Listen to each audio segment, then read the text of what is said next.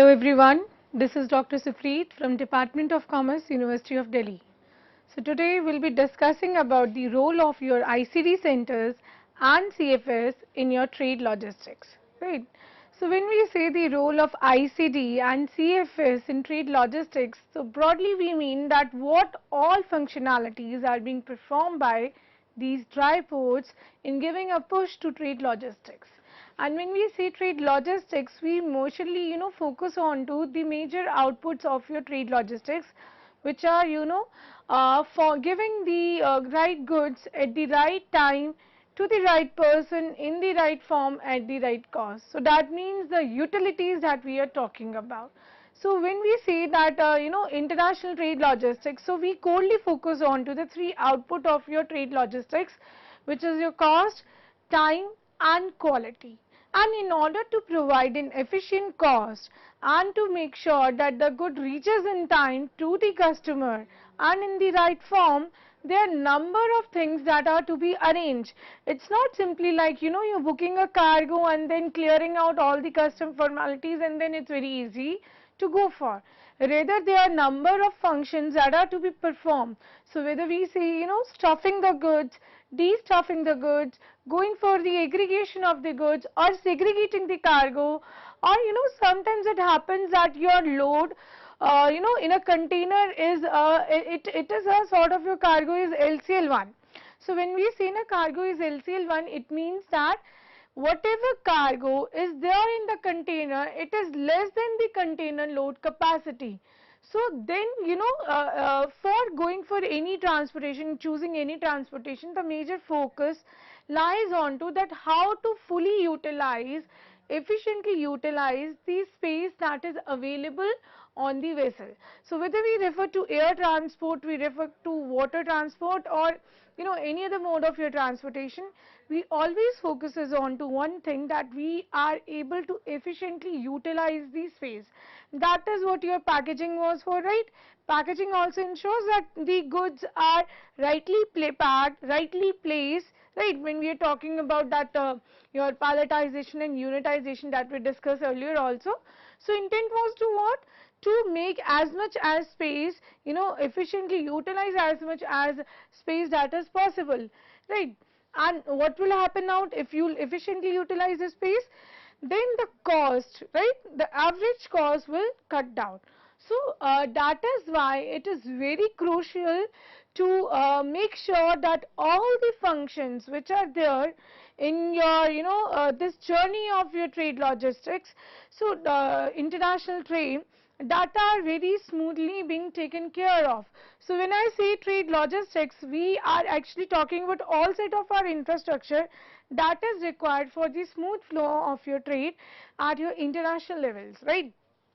So leading to the same, we'll be talking about two things today, that is your ICDs and your CFS. These are known as your dry ports. Now what is a ICD and what is a CFS?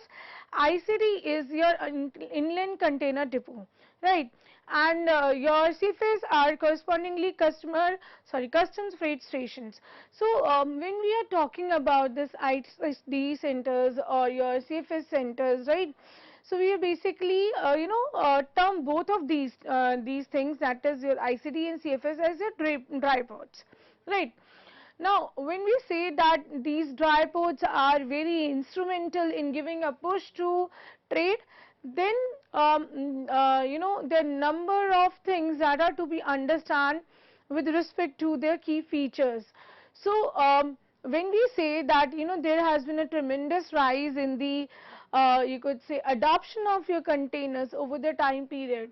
So with the adoption of containers, there has been a corresponding rise for the demand of your ICD centers and your CFS centers, right? Now what are these actually? Because since I am saying that they are very instrumental, so what is their role? What sort of functions do they perform? So basically ICD being your inland customs depot, so it basically is in you could say a custom station that is established in the hinterland areas, in the far-flung areas or near to the production centers, so that it sort of provides the ease to all your exporters that they need not to rush to the main portway for handing over the cargo. Rather they can do what is, they can just go to their nearest ICD center, deposit their cargo onto the sealed into those containers to these ICD centers, or even otherwise they can just take the services of these freight forwarders which are easily available onto these ICD centers for further processing.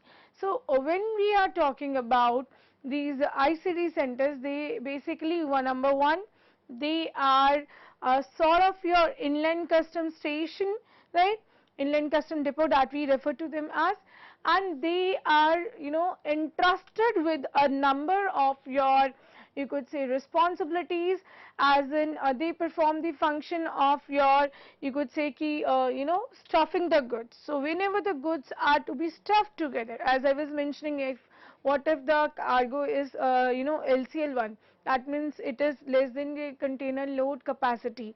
So in that case, these ICD centers, they will do what is, they will try to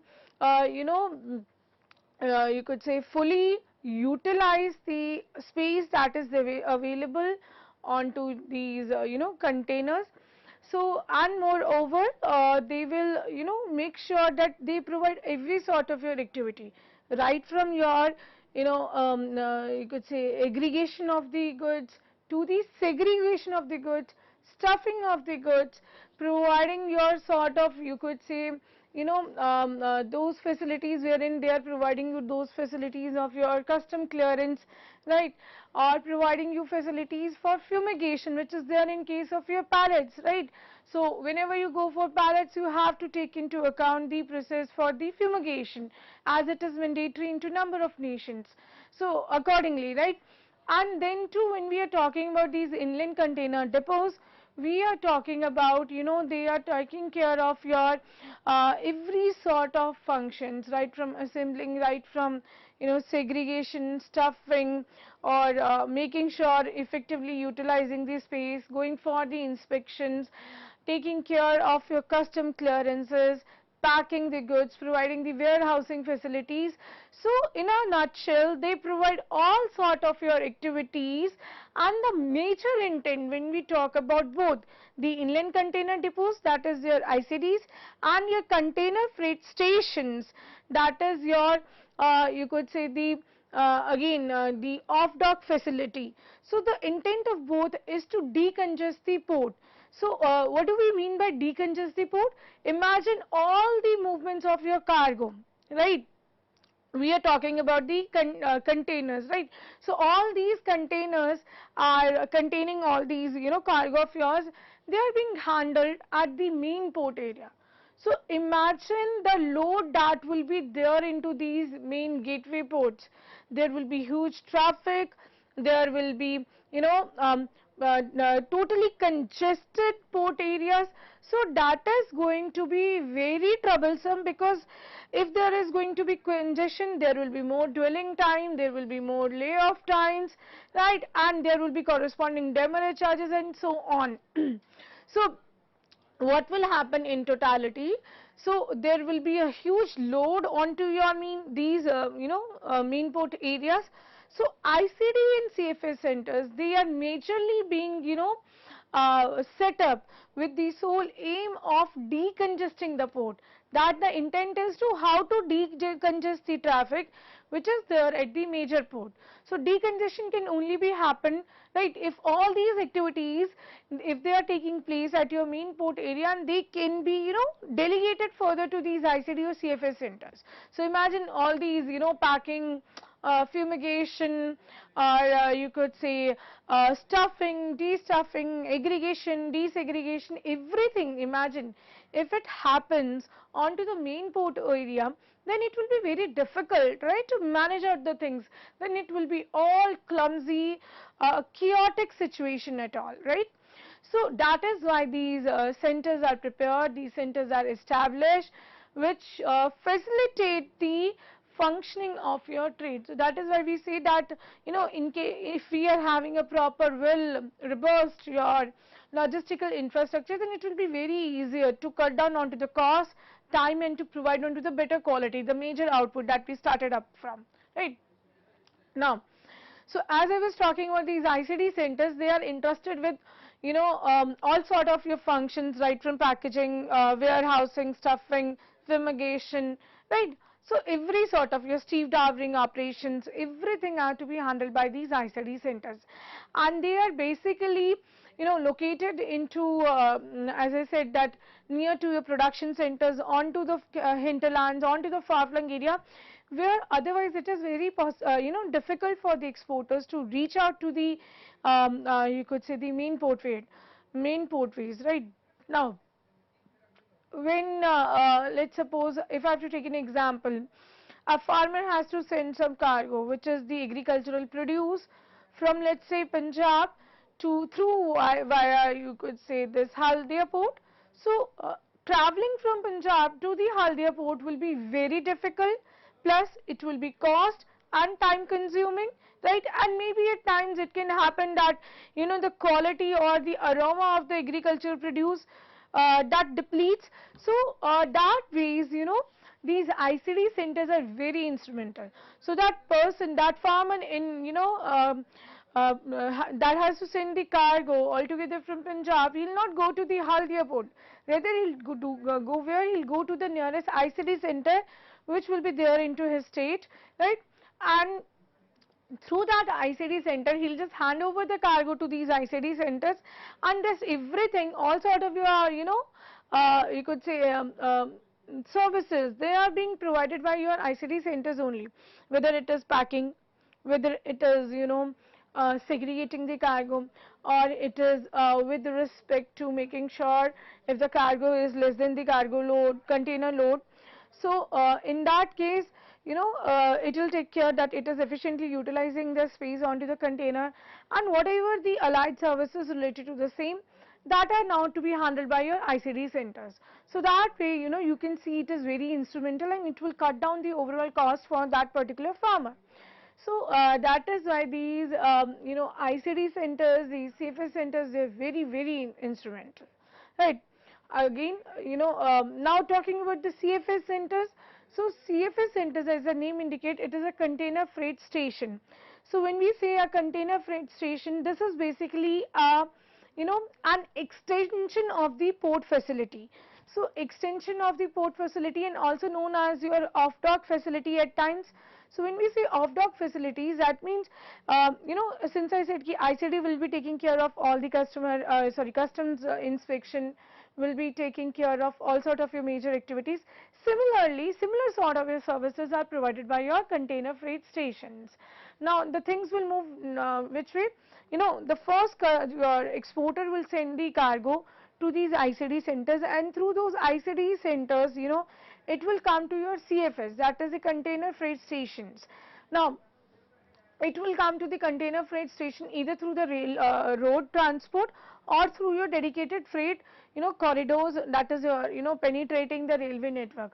And after coming to these container freight stations, again that facility of your warehousing, that provisions for your, you could say, inspection of the customs, every sort of your activity will now again be available onto these customer freight stations. And after getting the final clearance out from there, or you could say completing all sort of your formalities with respect to, let's say, the labeling the cargo, putting up those, you could say, labels, or you could say marking of the cargo, though this will also be done at your ICD center, will be primarily being done at your ICD centers. So as I said, that these are the off-dock facilities, they'll take care of the storage thing, they'll take care of the warehousing thing. So then only it passes on to the main portway, right. So if you want to ask that, can it be possible that, let's suppose, the exporter can directly send the goods to portway? It can be possible, but it is going to be very troublesome. It is going to be very, it is not going to be very cost effective rather. It is rather going to be a very costly affair, and plus a timely affair. That means a lot of time is going to be engaged into such things. So that is why, there is a channel for the same, that the things, gets channelized or operationalized through this particular route, right. Now further on, container freight stations are connected to the main these portways through again you could say the dedicated transportation modes, so that the things happen in time, and all those sort of your activities which are allied and which are required in smooth you could say flow of your trade, that will be performed at your these container freight stations. Now when we are talking about these your dry ports, how did the journey started up? What was the first time period it started from? So it started from the time period 1956, when at that time period this entrepreneur called Malcolm McLean, he took up a journey from New Jersey to Houston, and into that journey which he took up in way back in 1956, he did what is, he put up somehow around your 58 containers onto into the vessel ship, right, named Idealix. So he put up that containers onto the ship, and he take away for the voyage. So this is how the journey actually started, because as I said, that role of dry ports have been increasing since the you could say significant adoption of your containers. So there being a rising increase into the adoption of your containers, correspondingly there is a rising demand for these dry ports. So the containers actually started way back from 1956, when Malcolm McLean took the took the cargo through these containers, onboarded them, took up the voyage from New Jersey to Houston, and that is how actually the evolution of your containers started. And the first very ocean going container in India, it was there way back in 1968, and since that time period there has been a major push for the same. And you could say ki not just the containerization, but due to this intermodal transportation, multimodal transportation, and majorly the globalization, regionalization of the trade. So all these parameters actually led towards the major adoption, rising usage of your dry port areas, right. So as I said, the multimodal is one of the reason, multimodal transportation, containerization, globalization, your these world trade, you could say regionalization of the world trade. So that means all these things led to the more adoption of your dry ports, and through these dry ports, what happens out is your dwelling time gets reduced. So when we say the dwelling time, it means the turnaround time. Let's suppose a truck is waiting to get unloaded at the main port area, and if it is congested at the main port area, then your dwelling time is obviously going to increase, and that is going to be a cost, a burden to the portway facility centers.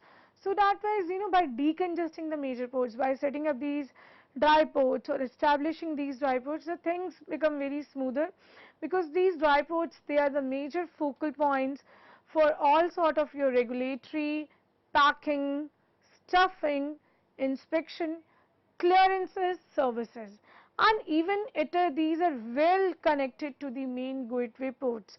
So and that is why it is very crucial that proper facilities are available at these dry ports, right. Now if I have to put up the number of functions or characteristics of these dry port areas, then the first very thing is that whether we talk about ICD or your CFS, both are set up with the core intent of your decongesting the port area. Now when we say decongesting, so ICD is there into the hinterland or onto those near to the production center, so that they are able to provide you could say better services to the exporters. Similarly, CFS are your off-dock facilities, which wherein the intent lies the same, that is to decongest the port. And then too, when we are talking about both these dry ports, then they are interested for your all sort of your activities, right, from consolidation, inspection, stuffing, right.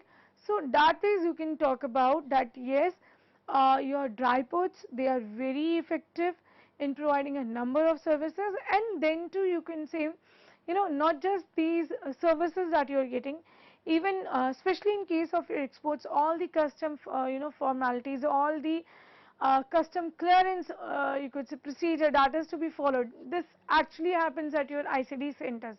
That means you get the custom clearance right at your ICD centers. You need not to, again get the permissions cleared at the main portway gates.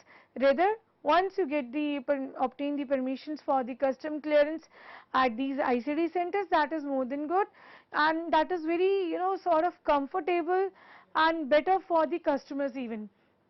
Right. And then to, we follow a hub and spoke model. So when we say hub and spoke model, it actually refers to, as I said, there is regionalization of trade. That means that there are the major hubs which are being there. For example, let's say South Asian market. South Asian market is, let's suppose, a major hub where any company planning to enter into the Indian market had started from the South Asian nations. Then it, let's suppose, created again a hub at your, let's say, any major focal point, and that could be any metropolitan city, and through those, the spokes are there into different regions, and it is spread out accordingly. And through that hub and spoke model, they provide the best of the services. They make sure everything is so integrated in its you could say working, right. And moreover, when we talk about these dry ports, then these dry ports are basically your declared customs area. And when we have to talk about that, what all activities do they take up? They take up all sort of your cargo handling activities, which I have already mentioned. And this way it helps the small and medium, or you could say, exporters, that so that they do not face any problem. And all these things, you could say, also helps in reduction of the paperwork, cut down onto the formalities, since everything through a freight forwarder or directly through a customer onto these ICD center is easily taken care of. They need not to rush to the main portway areas, and that is how it helps them out. And also it reduces the container movement, that empty containers will directly be lying up at your these ICD centers, right. You need not to move the containers from one place to another. Either you just need to deliver your hand over your cargo to these ICD centers. Rest all the activities, it will be taken up by them only. Then, as I said, that if you have obtained the initial permissions at the main dry port area, that is your ICD center, then there is no custom requirements that is required at the gateway port, right. Similarly, if we talk about the all sort of facilities that they get, as whether it is aggregation, consolidation, disaggregation, stuffing or fumigation, all these facilities are easily provided at these ICD centers. And when we talk about these facilities are easily provided at these ICD centers, then that means that they're very effective into the approach. And plus, if I talk about the very first ICD center set up into the India, it was at Pragati Maidan, and the controlling or the connecting CFS was your Patparganj. It was there in Patparganj. So first one was into Pragati Maidan ICD center, the extension to the same, that is the CFS center, it is at Patparganj. And that is taken care by the Central Warehousing Corporation. And when we say that with respect to the dry ports, they not just provide your basic activities, but they also help in prompt handling of your inward and your outward containers, right. It's not like that the process will be delayed, rather the process will be much smoother to go for. It will be very, very easier. It will be very, very you could say, sort of easy to execute your you could say things, right, if these ICD centers are there into the place. And the government is coming up with a number of ICD centers to be set up at various places. So regarding the government you could say initiative towards the same, and various other functionalities and the modus operandi of these dry ports, we'll be talking about them in the next segment. So thank you.